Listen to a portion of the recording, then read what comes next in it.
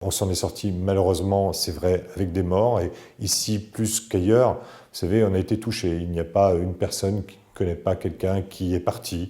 Nous avons des élus, là aussi, qui nous ont quittés. J'ai des proches, moi, qui ont disparu. Tout cela, ça me marque.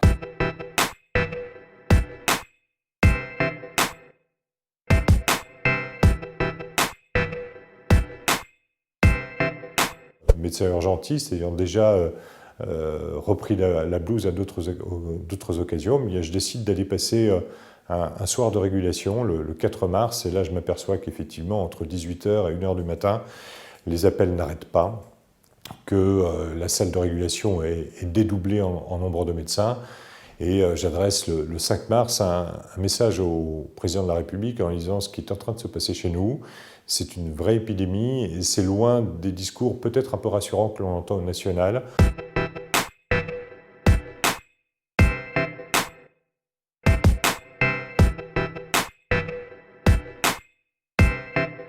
La moyenne d'âge des patients avant, pendant et après la crise était exactement la moyenne d'âge identique, 61 ans en entrée en réanimation en région parisienne. Mais ici, c'est la même chose. Face à l'afflux de personnes devant bénéficier d'un lit de réanimation, la stratégie était simple, qu'il n'y ait pas de perte de chance. Et pour qu'il n'y ait pas de perte de chance, comme il n'y avait pas suffisamment de lits, eh bien, nous avons choisi cette stratégie des transferts. Mulhouse, pendant 3-4 jours, ça a été des bruits d'hélicoptères nuit et jour, parce que, premièrement, à l'échelle de la région, très belle solidarité entre les centres hospitaliers. Ensuite, une solidarité interrégionale grâce à l'armée et des transferts qui se sont faits vers le sud-ouest, sud-est, vers la Bretagne. Et une solidarité européenne, enfin, avec la Suisse, l'Allemagne, l'Autriche, le Luxembourg, qui nous sont venus également en aide.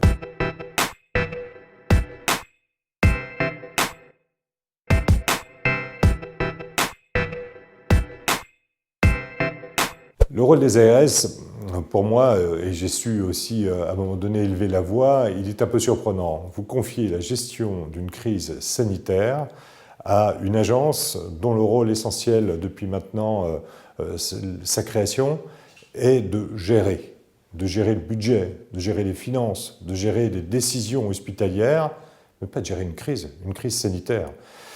Moi, je pense que le patron, en tout cas en région, c'est le préfet. Et le préfet de région, avec les préfets des départements. Je pense que c'est le meilleur des systèmes. Le ministère de l'Intérieur est un ministère aussi qui a l'habitude de gérer ce genre de crise, qui est en capacité de mobiliser du personnel civil, du personnel militaire, du personnel sanitaire, des infrastructures, du matériel. Et là, on avait juste une crise sanitaire majeure gérée par la santé.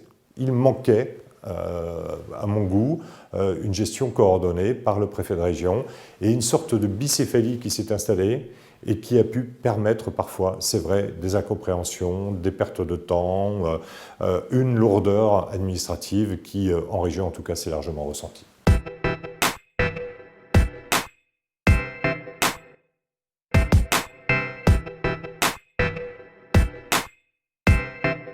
J'ai vécu cette crise avec beaucoup d'humilité, parce que quand on est médecin, quand on est homme, quand on est élu et qu'on est face à ce rouleau compresseur viral qui vous tombe dessus, eh bien on reste humble. Il n'était pas question d'être dans la surenchère, mais d'être parfois dans l'alerte. Quand on est élu, on a un devoir d'alerte, on a un devoir d'action, on a un devoir de réaction. C'est ce que je me suis forcé de faire à partir du 2-3 mars de cette année.